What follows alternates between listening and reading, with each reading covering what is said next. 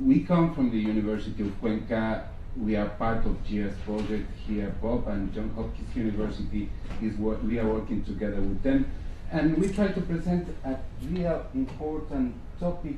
What does it mean to be a man or a woman in a relationship in an early adolescence? Early adolescents meet adolescents between 10 and 14 years old. And how gender norm in romantic relations are transmitted by the fathers and mothers in Cuenca, Ecuador. You know, adolescence is a really key and important part of the human life. They learn, and the task of the final task of the adolescents is to develop the self-identity of the human being. In that way, adolescence is an important part of the life because they learn how to behave in different situations on the life, and sexuality and romantic relation are part of that issue.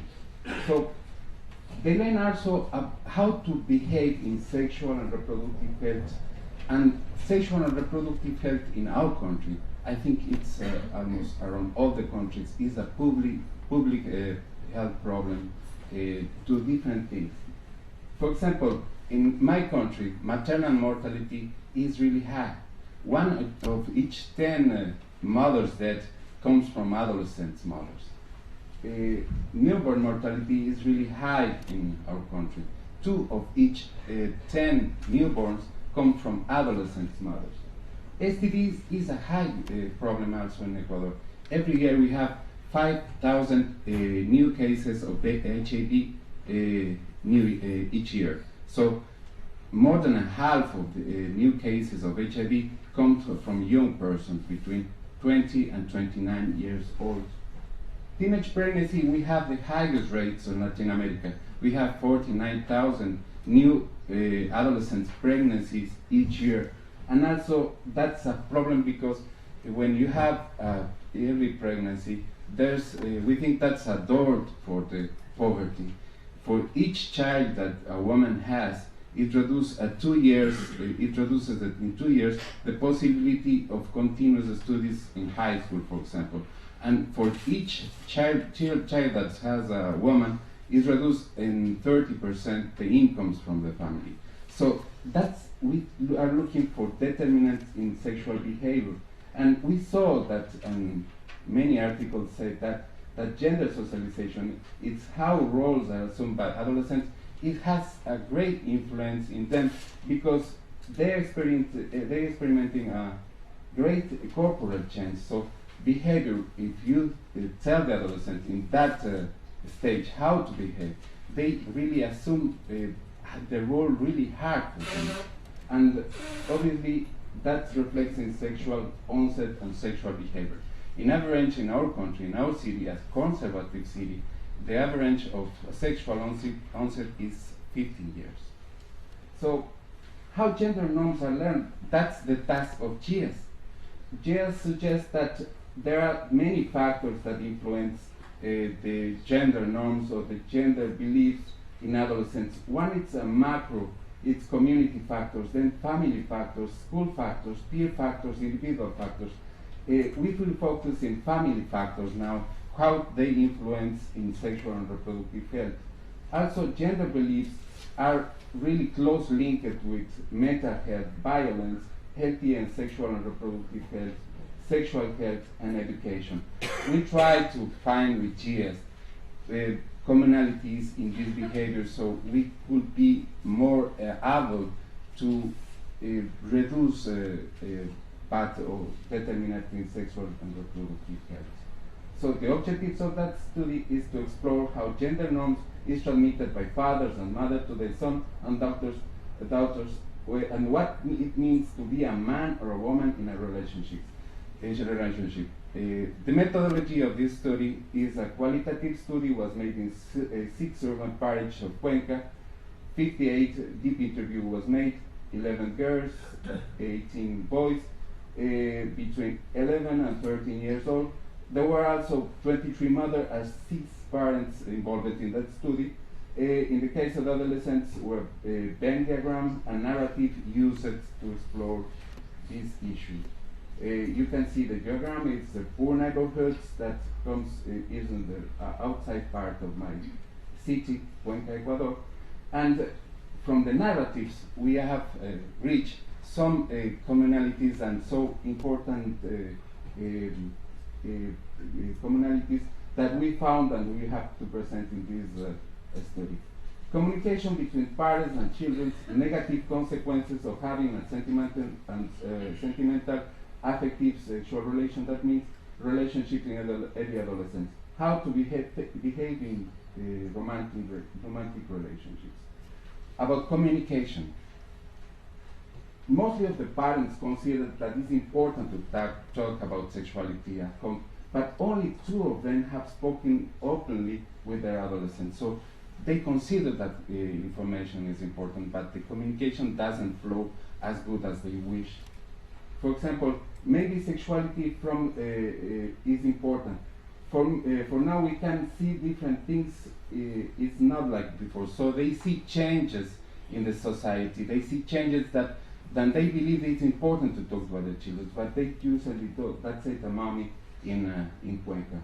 Communication regarding sexuality doesn't occur. For example, mother said, I don't speak. I speak, but not openly. So they have shame. Maybe they don't have enough information to talk openly about sexuality. They know how to. They know about sentiment. They know about sentimental relationship by the children, but indirectly. For example, a mommy said, the little brother told me my brother has a girlfriend. So the adolescent doesn't have enough confidence to tell their mother that they have a sexual relation because they are afraid about the consequence that they could have. And about negative consequences of romantic relation in adolescence, participants consider that sexuality is a risk. Many of women, they get pregnant, they think that the minor woman that they get pregnant has less opportunities for the life. For example, a mommy in Cuenca said, there are many girls for 13 years old. A lot of them get pregnant and leave the school because they get pregnant. That's the fear that they have. We have a high rate, as I mentioned, of early pregnancy, and that's the fear of the mothers. Other mommy said that if you get pregnant, that's for a boy, it's not a joke. You should, I take you and make you responsible. So that means that I make you marriage with the girl. So it's the role. If that happens, so the boy should marry the girl.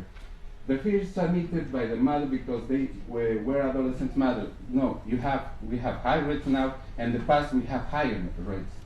So mothers tell to the children, I told my daughter that I did not graduate because I get pregnant with her. So that's a problem. So that is submitted to children.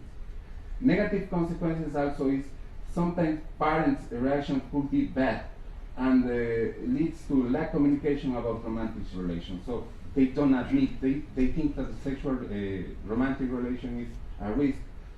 A boy said, a girl said, no, I will not tell my mother. She gets super angry for that. He could hit me and he would tell me that I don't have the age for this. And how behavior is transmitting, and that's perpetuating the gender stereotypes. The message is only for women. So they think that women should be calm, they should be obedient, like Virgin Maria.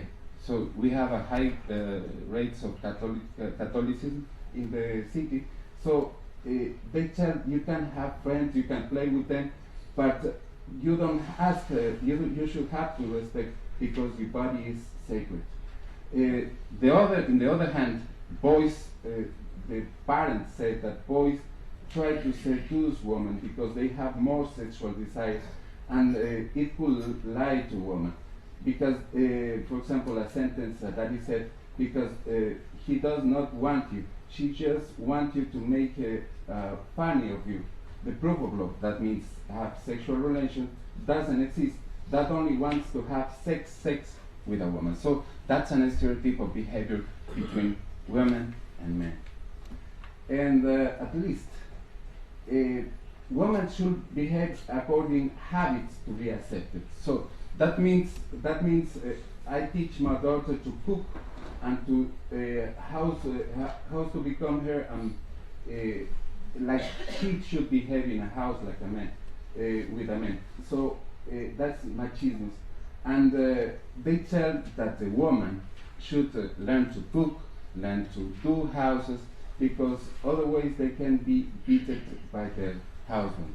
So that's a stereotype of behavior in adolescence.